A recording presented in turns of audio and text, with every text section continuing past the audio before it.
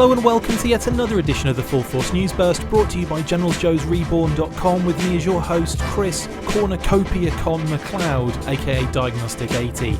Joining me today to talk about Hasbro CEO Brian Goldman's comments from the 28th annual Goldman Sachs Cornucopia conference is Justin, well that was a mouthful, Bell. So without further ado, let's get stuck into this news burst. Earlier this morning, HisTank reported from the 28th annual Goldman Sachs Cornucopia conference, where kitten handler, origami black belt, Magic the Gathering aficionado and Hasbro CEO Brian Goldner, I made a few of those other ones up, was in attendance talking about a number of different aspects regarding the company, including the following comments about the Snake Eyes movie. We have a fantastic team at Paramount Pictures, led by Jim Giannopoulos. We've been excited and continue to be excited about executing on the priority projects we've identified. Transformers Bumblebee was one. We have a film coming out next fall from G.I. Joe. It'll be Snake Eyes. It's not directly analogous, but I kinda call it an opportunity to focus in on a character, an area of the business. The Arashikage, who are kinda our ninjas. So it's a little bit like Bumblebee movie was for Transformers, and this'll be for G.I. Joe. In addition to that, Hasbro also confirmed that they are in talks with recent acquisition E1 for a G.I. Joe TV initiative, as well as a number of their other brands. The proposed plan won't take effect until they reach the third phase of their work with the entertainment company, phase 1 being E1's existing portfolio and phase 2 being their partnership programs. Justin, let's start with the comments from the Cornucopia conference. So what do you think about the comments that were made by CEO Brian Goldner from Hasbro? What are your thoughts on that? Especially that comment about Snake Eyes being the Bumblebee for G.I. Joe. I think they're pretty accurate. I mean, I think they wanted to really focus on a singular character for Bumblebee, and they're kind of doing the same thing, doing the same formula, kind of a soft sort of reboot sort of mentality with really honing in on a singular character and kind of revolving the film around them while still having some links out to other elements of the brand. So I think I can see why he's kind of making that connection between the two. I think there's some certain foundational things that will be linked, in kind of the way they approach it and the way they produce it. And I hope it's as successful creatively as Bumblebee was. Do you know why they always really are tentative to just say full reboot a lot of the time? I mean, there's a lot of these kind of situations where people are so wary of cutting ties with what's happened in the past. I always wonder why they're so worried about that. I mean, do you think it's just because that product is long gone, that the films are long gone and sold and so on and so forth? Why is there such a worry to separate from that universe, do you think? I don't know. I mean, I just think maybe it doesn't occur to them so much, or maybe they're not quite as invested in it as the common fans are, or folks like us who really have a passion for the brand. But at the same time, they probably don't want to segregate any fans, even if they think. I mean, some people went and saw those first few movies. They made $300 million, something like that. So he probably doesn't want to make people think that those were all worth nothing. Yeah, sure. But, at the same time, it'd be kind of nice if he would just come out and say it's a fresh start and a new look. But honestly, at his level, he might not be involved in it enough to know one way or the other, and maybe he doesn't really care. I mean, I don't know. Do you think this Snake Eyes film could be as important as, say, like the Bumblebee film was to reboot the Transformers, or to reinvigorate the Transformers brand? I would say it's even more important, because I think, Transformers had established a kind of history of some success. Yeah. So that there was, a track record there. And if Bumblebee didn't work, I don't think they were just going to throw the baby out with the bathwater and say, okay, forget it, we tried, it didn't work. G.I. Joe doesn't really have that level of success. I mean, it has moderate success. I mean, Rise of Cobra and Retaliation were good, box office wise. They didn't blow the doors off, but they were fine. Yeah. But it wasn't like they were $1 billion franchises like Transformers was. So I would really be nervous where if this Snake Eyes film doesn't do what they want it to do, or come close to what they want it to do, it could really have some serious kind of repercussions on the future of the G.I. Joe franchise in Hollywood in a way that I'm not sure Bumblebee necessarily had that same pressure levied on it. Because even as they were, I was going to say, even as they were ramping up production of Bumblebee, they were announcing other Transformers films as well. And of course, the same thing's happening with Snake Eyes. So, I mean, that I may be way off the mark there, but I really feel like there's a lot more pressure on Snake Eyes to reinvigorate the Joe brand than there was on Bumblebee to do the same for Transformers. Yeah, I think they had a better foundation in a sense with the Bumblebee film, didn't they? Yeah. They had a track. Well, they could also look back and see that they changed directors, they changed a whole kind of style and feel about the film. So I think that was an important thing that they did, and I think it was successful. I think it was successful, especially in a critical sense. Right, and the important thing to realize is that Bumblebee is, cultural icon might be a little bit of a stretch, but there was a time that, everybody knew who Bumblebee is. Totally. My 10-year-old daughter knows who Bumblebee is. Yeah. My 10-year-old daughter has no clue who Snake Eyes is, even with my G.I. Joe figures down in the basement. So, because of the films, there is a much larger breadth of awareness of the Transformers brand and of kind of who those characters are, especially somebody like Bumblebee and Optimus Prime.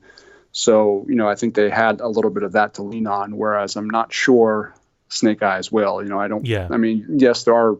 Snake Eyes is, to a certain extent, a cultural icon, but in this generation, there isn't quite that same level of awareness, because even in the previous G.I. Joe movies, he was certainly an element, but he wasn't like the centerpiece. Yeah. Bumblebee, I think, was a little bit more of a centerpiece, especially in that first Transformers film, where he was kind of the catalyst for a lot of what happened there, and kind of the connective tissue between the humans and the Autobots back then. So Snake Eyes has been a part of the cast of characters in the two G.I. Joe movies, but I don't believe he's really been a singular focus. That's true. Yeah, he's just been like the cool one that does a few things during the film. Yeah. When you're in a movie with Dwayne "The Rock" Johnson, you're automatically not going to be the star. Of course, and DJ Corona. And can't forget him, or Adrian Palicki. Katrona. I can't remember what his name is. Is something like that.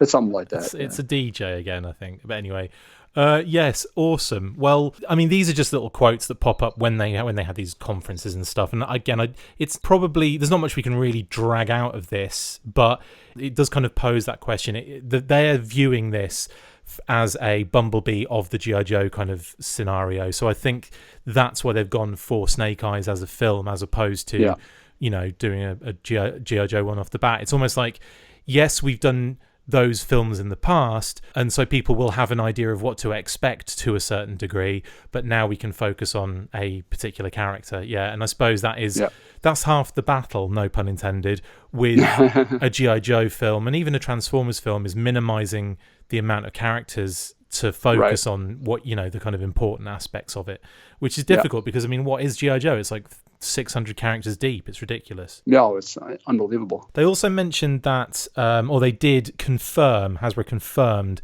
that they are in talks with E1, even though they own it now, for a G.I. Joe TV initiative, among other brands as well.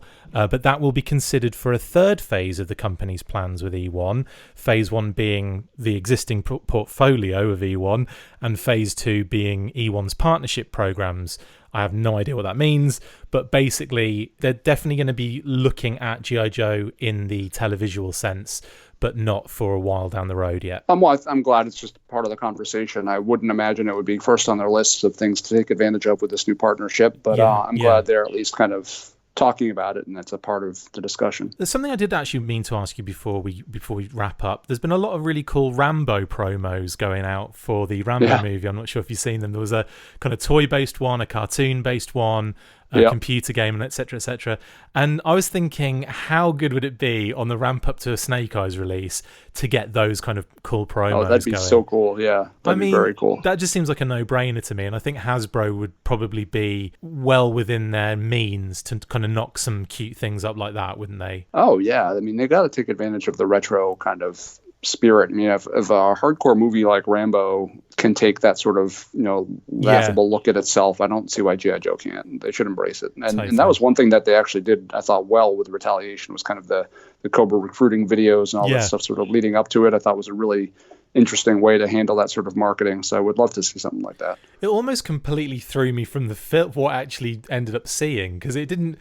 Those little kind of promo things were kind of cool, and I was like, oh man, this is going to be amazing. I was bitterly disappointed. Many people weren't. Many people love that movie, so I'm not going to keep dissing it, but And it's weird, like they made it seem like something it wasn't. I thought the recruiting videos were like, join Cobra because they're the good guys, and they kind of were, but they still sort of took over the White House. They were not like They were not putting the government legally. I don't know. It was kind of a weird way to handle that. Definitely the bad people. Don't worry, they're definitely the bad guys. Yeah, there was the whole dropping rods from space and blowing up London. Oh, for God's sake, guys! That's why you hate retaliation. I keep on forgetting that. Oh no, I hate London.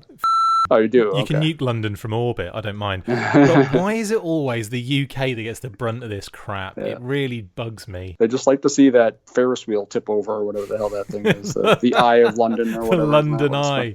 I prefer Ferris wheel. I think we'll call it the London Ferris wheel from now on. That's what it looks like to my ignorant American eyes. Why does London have a big Ferris wheel in it? It's not the London Eye. It should be called the London's hole is what it should be. the brown London Eye. And on that note, Justin, thank you for talking brown eyes with me on this. That's what it always comes down to. No matter what the topic is, it always seems to break down to butts. It is. It's always somewhere along the way. We always end up doing butt stuff. In any case, thanks for jumping on, mate. Really appreciate it. No problem. That's it for this instalment of the Full Force News Burst. Thank you to my co-host, Justin Bell. See you next time. And as always, full butthole force.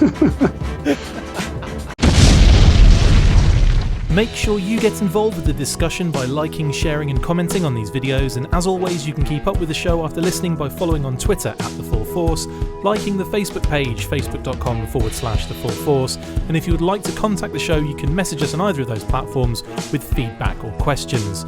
We have also started a Patreon page, so if you want to see your name up in lights on these videos or enjoy exclusive bonus content, then check out patreon.com/The Full Force Podcast, or click the link on any of the posts this podcast appears in. Full Force.